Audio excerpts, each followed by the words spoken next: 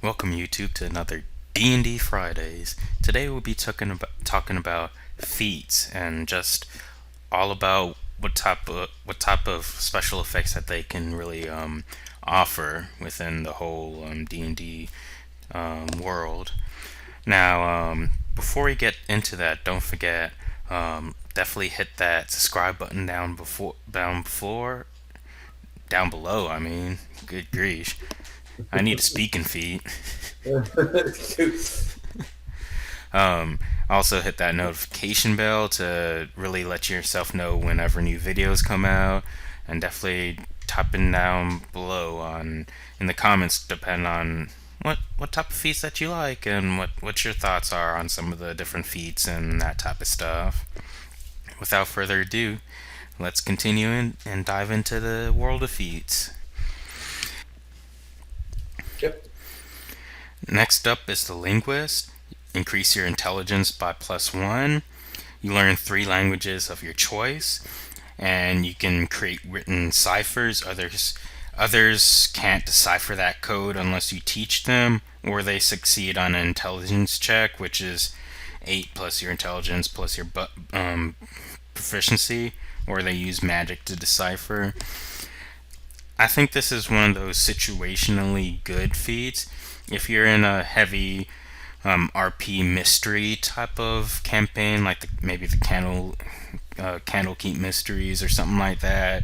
You're running some sort of like Sherlock Holmes type of campaign or something like that. I think that's where this will really come into handy.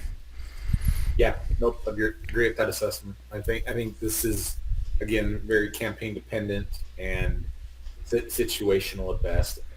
The idea of being able to know multiple languages in a D&D setting, I think is kind of cool because if your campaign takes you across the world, right, you're going to meet a lot of different races and different types of creatures. But again, the utility for me is kind of low on this guy. Yep, I agree. Like you said, the 3 languages that might come up a little bit more often, but the ciphers I think are more situationally applied to mysteries and that type of stuff. Maybe Agreed. puzzles and the like, but not as often. Yep. Next up, we have the Lucky Feat, which is probably one of the widely renowned feats. Basically, you have a well of 3d20 per day, and um, you whenever you or enemy or target or whatever makes a saving throw, attack, or ability check, and you don't like that number, you can say, all right, I'm going to use one of my uses of lucky to re-roll that d20 and potentially getting a better roll for whatever the situation calls. So it can be really good. It's like, oh, you rolled a 2 on your attack roll. Okay, I'm going to use a lucky feat, potentially making that a 18 on the die or something like that. Or it's like, Yep. oh, the enemy just got a 19 on their die. I'm going to re roll that to try to force them to have a 5 on the die now. Yep. I think this is probably one of the most powerful feats that you can take. You get essentially 3 free advantage rolls anytime that you want them, but they're not. It's not just an advantage roll. You can roll your regular die, and then if you like it, you hold off. If you don't like it, then you can decide. You don't have to roll them both at the same time, right? And then take the higher of the two.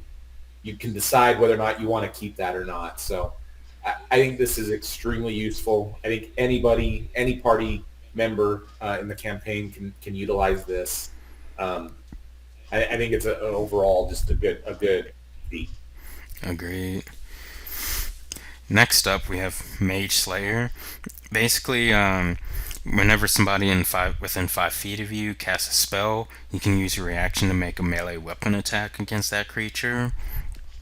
Whenever you damage a creature that's concentrating on that spell, that creature has disadvantage on that concentration save, and you have advantage on saving throws against spells cast by creatures within 5 feet of you. I like the idea of this feat. How often it's going to be used, I'm not sure of. Um, what the combo that's really coming to mind at first, whenever I see this, is maybe pairing it with Sentinel. or or something like that, where or should I say just Sentinel, where if you don't need the reaction attack from Mage Slayer, if that wizard decides to move away, you can attack them, forcing them, dropping their speed to zero, forcing them to stay here. If they decide to stay here and cast a spell, you can still attack them. So you have multiple ways of really staying down on that wizard, that sorcerer, whatever it may be. Yep. Yeah, I think the best part of this feat is when you damage a creature that's concentrating on a spell, it has disadvantage on its saving throw. I think that's probably the most useful part of this feat. The other two pieces of this feat don't make a lot of sense to me because I don't know many casters that don't get disadvantage if they're 5 feet, within 5 feet of you. So why are they going to stand there next to you and you know, to not only have disadvantage but potentially have a reaction attack against you? So like that just doesn't make much sense to me. So I think from a metagame perspective, those the totality of this feat doesn't make sense, doesn't jive with me. But I like the idea of it. I think having this idea of Mage Slayer is really neat. I think it just needs to be reworked a little bit, you know, workshopped and come up with slightly different benefits within the feat. Agree. Next up, we have Magic Initiate. Now, what this does is you choose one of the full caster classes: Bard, Cleric, Druid, Sorcerer, Warlock, or Wizard, and you learn 2 cantrips from your choice from that class spell list, and 1 first level spell from that same spell list. That first level spell you can only cast once a day, and then for all 3 of those spells, use the casting modifier of that class. So wisdom for druids, intelligence for wizards, charisma for bards, so on and so forth. So this could be pretty powerful depending on the type of spells that you pick up. Like, for instance, I know that, let's say you're a rogue, you can magic initiate either sorcerer or wizard and pick up something like Boom and Blade. Now that augments your single attack. Since you usually only make 1 attack in a round, you don't have to worry about losing out on attacks. Just Boom and Blade still get your sneak attack off, and you have some extra damage if they fit the secondary attacks. You can pick up stuff like Minor Illusion, and Mage Hand, Prestidigitation, other very good cantrips like that. Yeah, I think this is a decent feat. Lets you take just a little bit of those, a couple of those magic spells that boost your character in a specific way. The example you gave, I think, is exactly, is a great example of how you can make a rogue just that much more deadly by adding in, something like Booming Blades. So. Yep, I agree.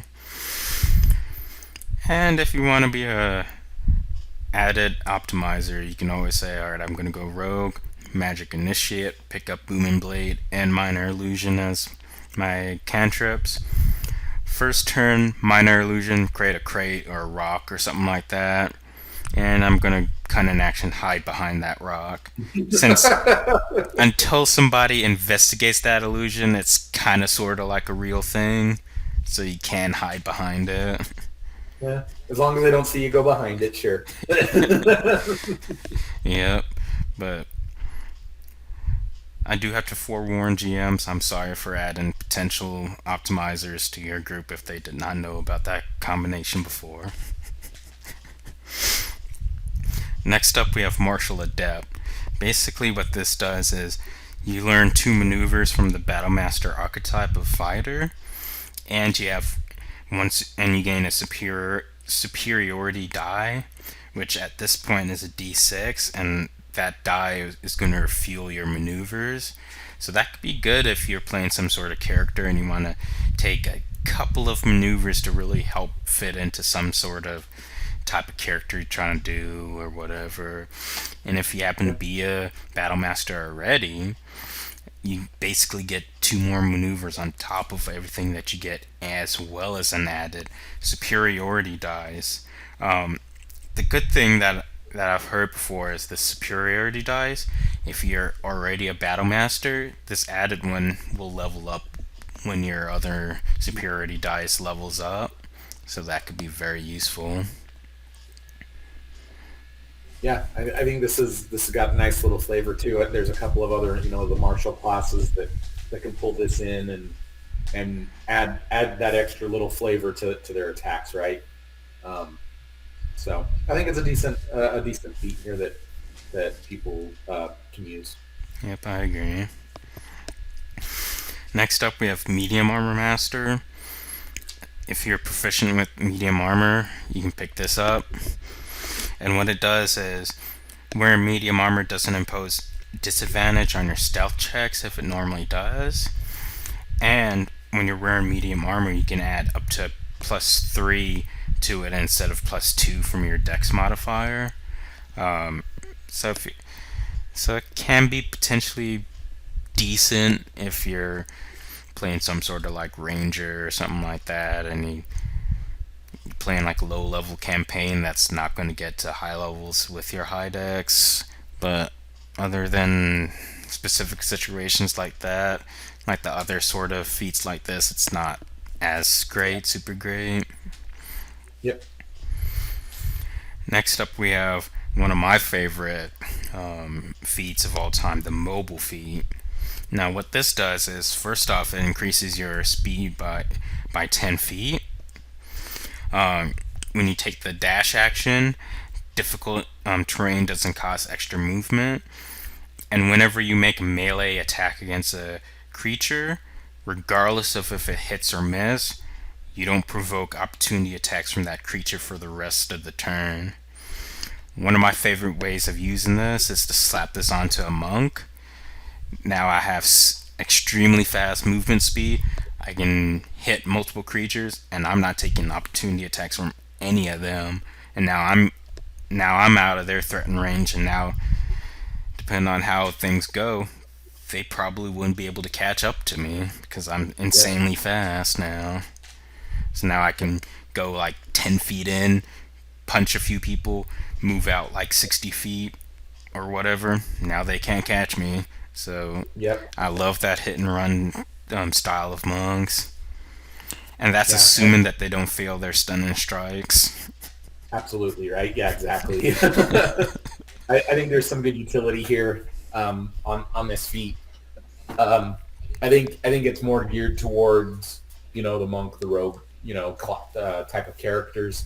But I think it would be good on most characters. Um, but yeah, I think it's a decent feat here. Yeah. And to all my fellow GMs out there, if you want to annoy the mess out of your players, slap this on a monk and stick this to them. You'll see how fast that they are annoyed. Mm. So next up is moderately armored. If you're proficient in light armor, increase your strength or dex by +1, and now you're proficient in medium armor and shields. Yep. Same song, different verse as the rest of them. So Yeah, I think the best part about this is if you need proficiency in shields for whatever reason, but other than that, it's same tune. yep. Yep. Next up is mounted combatant. You have advantage on melee attack rolls against unmounted creatures that are smaller than your mount. You can force an attack targeted at your mount to target you instead. And if your mount is subjected to an effect that allows it to make a dex save to take only half damage, it basically gains the evasion feature pretty much. So if you plan on being that mountain combatant, like which are probably going to be paladins with their fine steed and fine greater steed spells, or to a degree maybe the cavalier, then this is the feat for you. Otherwise, skip it entirely. Yeah, I agree with that. I think the only other thing I'd add is if I think this is one of those RP type of feats, right? If you or campaign specific sort of thing, right? Is if the DM has allows for a lot of mounts, or there's a lot of mounts in the game, or you create a character that is specifically mounted, whether it's the cavalier or a paladin, right? For whatever reason, you decide that you want a donkey as your mount, and you're riding around on your donkey. Don't have donkey be your mount, just but as But All right, now then I think Shrek. this could be useful in that situation too. But I agree with you. I think in general, this is probably not very useful at all. Yeah. Next up is the observant feat. You can increase your intelligence or wisdom stat by +1. If you see a creature's mouth while it's speaking, you can basically interpret its lips moving. Um, and then you have a +5 to your passive perception and passive investigation scores. Uh, it's not like super exciting, but in the right situations, it can be pretty useful. I think Yep, it's pretty good in those RP heavy, mystery heavy type of campaigns as well. agreed. Agreed. Next up is everybody's favorite Polar Master feat. Basically, with that, whenever you have a polearm, which are basically a glaive, halberd, quarterstaff, and spear, whenever you take the attack action, you can bonus action attack with the butt, dealing a d4 plus your ability modifier with it. So giving you a little bit of extra damage and a extra attack to really do different things with, whether you're a battle master, paladin, whatever it may be. Yep, agreed. Next up is the resilience score. You can boost any one of your stats by +1, and you gain proficiency in saving throws of that stat. Typically, I see this taken a lot with either the Constitution or the Wisdom scores. More often than not with Constitution, um, especially on your druids, your paladins, stuff like that. That don't normally get proficiency in concentration or constitution saves to pick this up. Now they're a little bit easier to keep up their concentration spells. So which is good. And then sometimes I see it also on a wisdom score, typically on a barbarian that doesn't want to be dominated. That's really good because if you're a barbarian and the GM decides to dominate person, you're going to be target number one. Of course. Yep. Next up, we have the ritual caster. You need an intelligence or wisdom of 13 or higher, and basically, you learn a couple of spells. More more specifically, two first level spells of your choice of one of the full casters, and they must have the ritual tag. And now you can cast them ritually, so you can pick up some good spells like maybe like find familiar, detect magic, identify, stuff like that, and now you can cast them at 10 minutes plus their normal casting time, which can be pretty good depending on the situation and what you pick up. Mm. Yeah.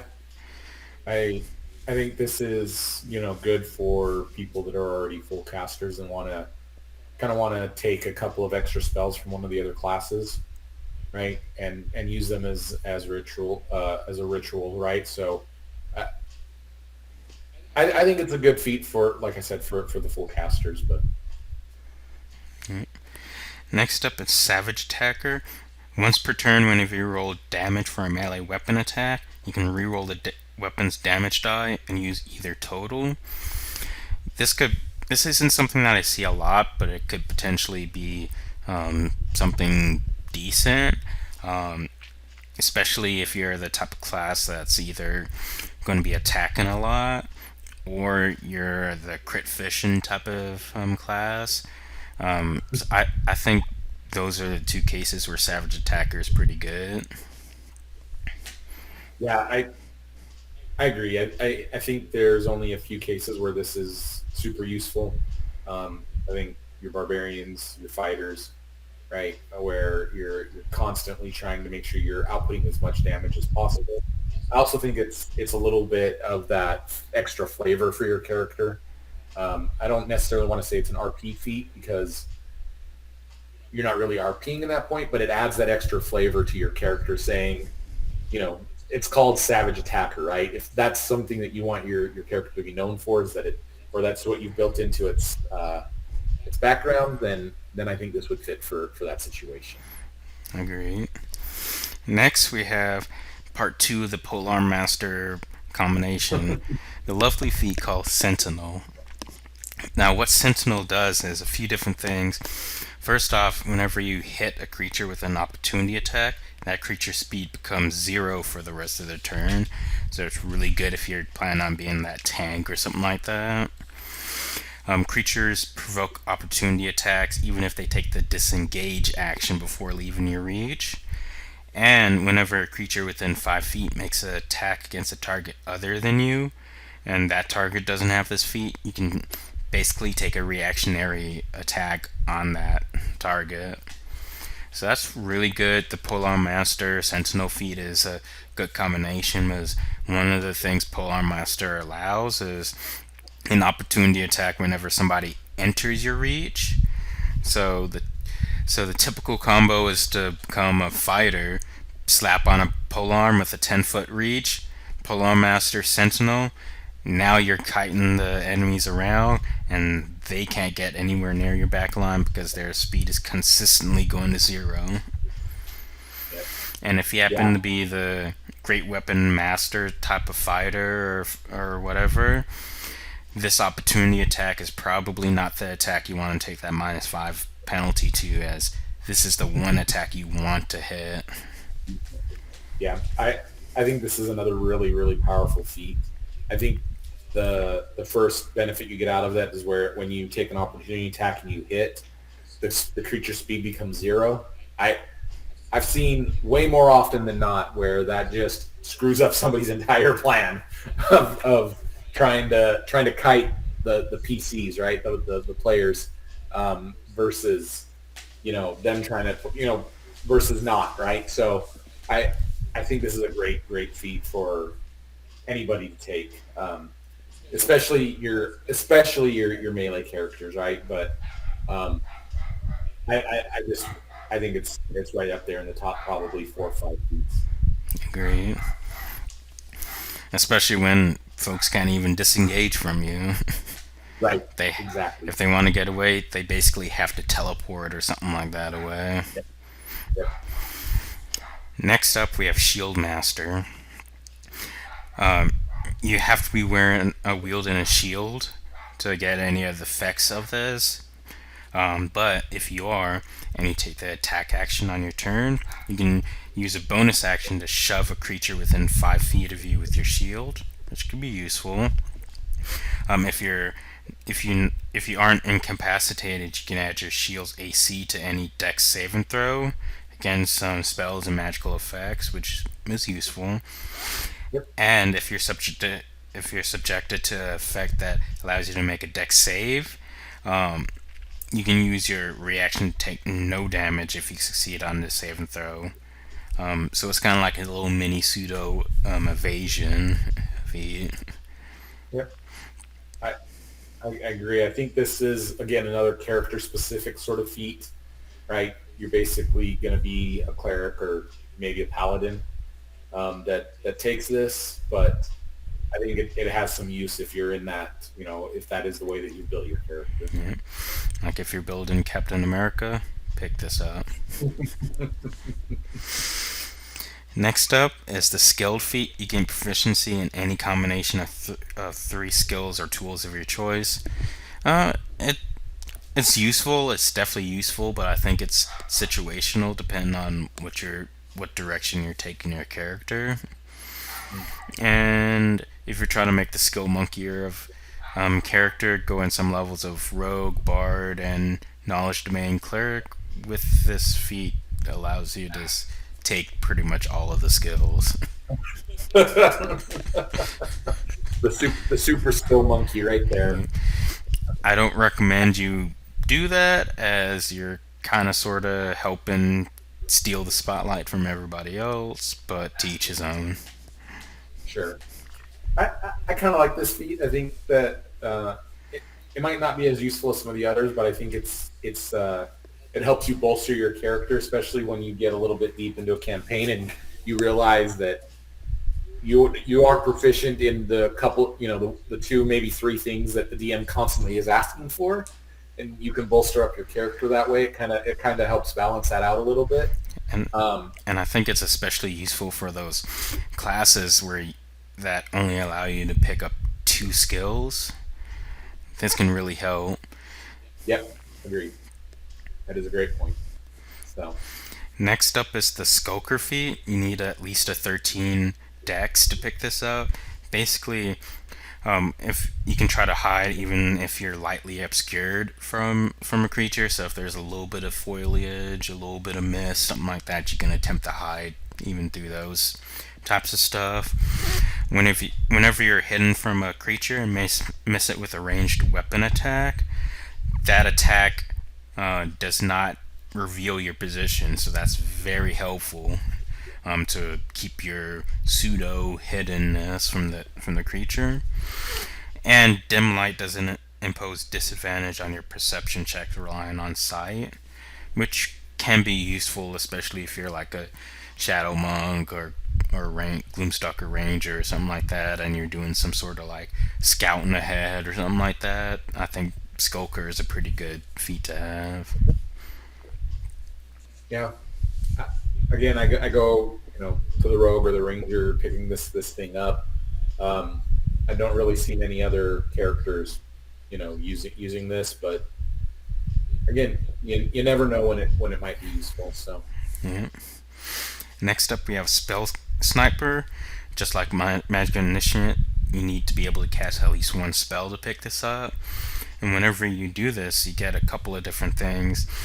Whenever you cast a spell that requires an attack roll, the range of that spell is doubled.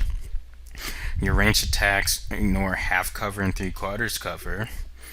And you learn one cantrip that requires an attack roll from any of the full casters. So that's pretty useful. I know one time I was playing a sorcerer and I picked up a spell sniper. And I immediately went over to the warlock spell list, picked up Eldritch Blast. Now I have a force damage cantrip that goes out to 240 feet that ignores half cover and three quarters damage cover. yeah, pretty good. Yeah. Pretty good. So I think overall, if you're really focusing on those spell attack rolls, spell sniper is for you. I agree. Next up is Tavern Brawler. So you increase your strength or constitution by +1. You're proficient with improvised weapons. Your unarmed strikes deal a d4 of damage instead of 1 plus strength modifier. And whenever you hit a creature with an unarmed strike or an improvised weapon on your turn, you can use a bonus action to try to grapple the target. I'll let you explain that since I know you have some experience in tavern brawling.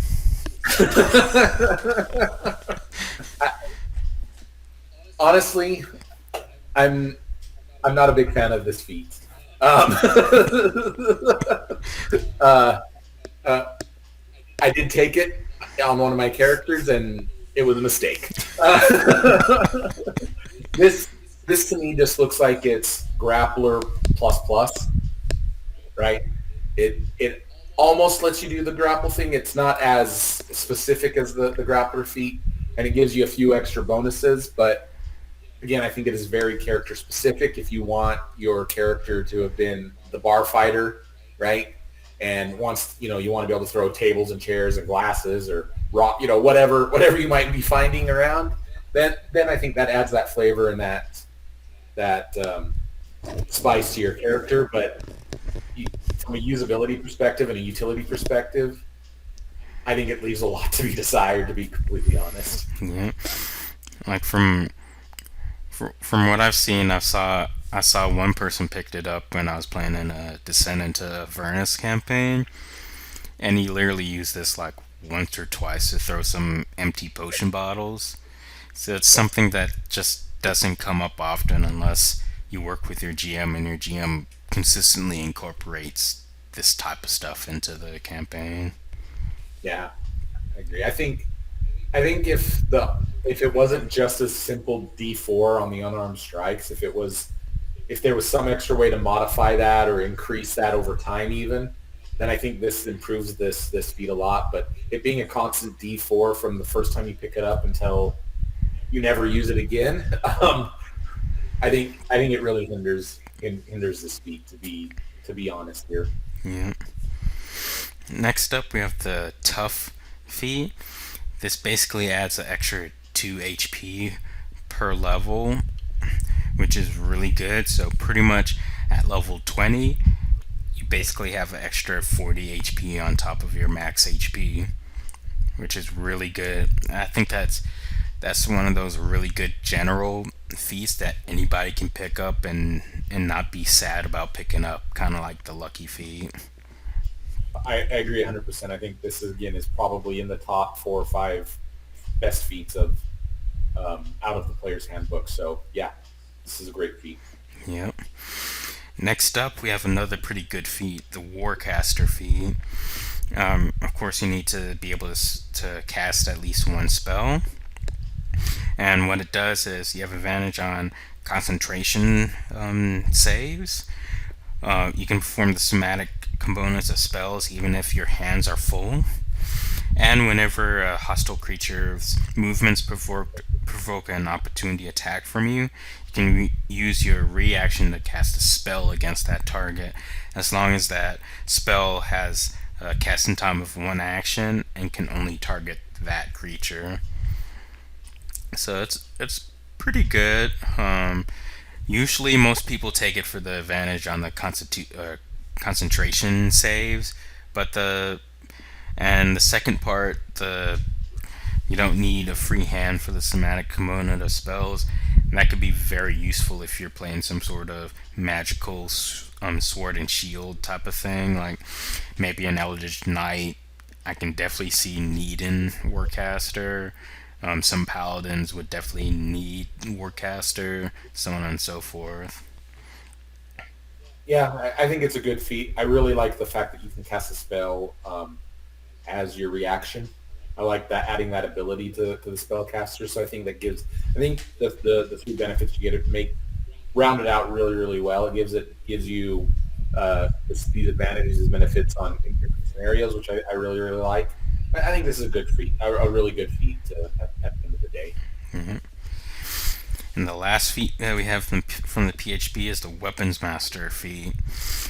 Increase your strength or dex by +1. You gain proficiency with 4 weapons of your choice. Each one must be a simple or martial weapon. Honestly, this isn't really that great because if you're playing one of those weapon folks, you're probably going to have all the weapons that you need anyway. I think the only classes that I see that may